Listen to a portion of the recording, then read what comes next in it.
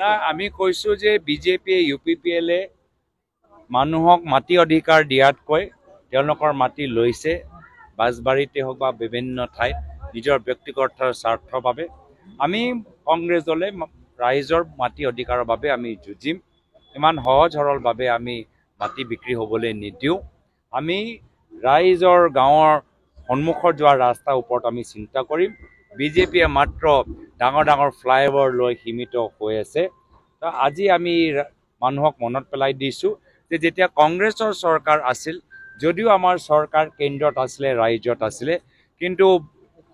বৃহত্তৰ BTRৰ স্বাৰ্থত শান্তি সমন্বয় স্বাৰ্থত আমি স্থানীয় বড়ো নেতৃত্বক আমি সন্মান কৰিছিলোঁ কিন্তু আজিৰ তাৰিখত বিজেপি চৰকাৰ আছে কেন্দ্ৰত আৰু ৰাজ্যত কিন্তু তেওঁলোকে স্থানীয় বড়ো নেতৃত্বক সন্মান কৰা নাই তেওঁলোকে গোটেই ৰিমোট কন্ট্ৰলটো দিছপুৰত ৰাখি থৈছে আৰু স্থানীয় বড়ো নেতৃত্বক ওপৰত দমন চলাইছে আমি এটা বিকল্প চিন্তাৰে ৰাইজৰ মাজত সোমাইছো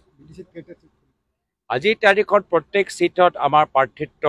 তৈয়াৰ হৈ আছে কিন্তু আগন্তুক দিনত আমাৰ সাংগঠনিক ভেটি কেনেকুৱা তাৰ ওপৰত আৰু বিশ্লেষণ কৰাৰ পিছত আমি নিজৰ সিদ্ধান্তটো প্ৰকাশ কৰিম আজিৰ তাৰিখত প্ৰত্যেক সিটত আমাৰ প্ৰাৰ্থী তৈয়াৰ আমাৰ সন্মুখত এটাহে উদ্দেশ্য যে দলৰ সাংগঠনিক ভেটি আৰু শক্তিশালী কৰিব লাগে ৰাইজৰ বিষয়বোৰ আৰু উত্থাপন কৰিব লাগে 5 বছৰৰ যি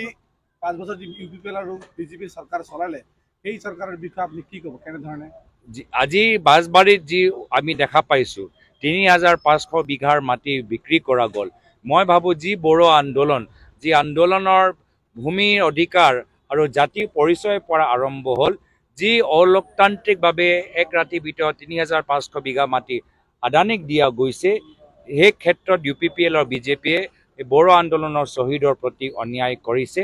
আৰু বিজেপিয়ে মাত্ৰ কোকৰাঝাৰৰ ভিতৰত নহয় কাৰ্বি আংলঙত ডিমা হাছাওত আজি কাছাৰত যিসকলে বিভিন্ন যি জনজাতিৰ আন্দোলনত যথেষ্ট ত্যাগ বলিদান কৰিছিল ভূমি অধিকাৰৰ বাবে ভূমি সংৰক্ষণৰ বাবে সকলৰ প্ৰতি বিজেপি দলে অন্যায় কৰি মাত্ৰ নিজৰ ব্যক্তিগত স্বাৰ্থৰ বাবে চিন্তা কৰে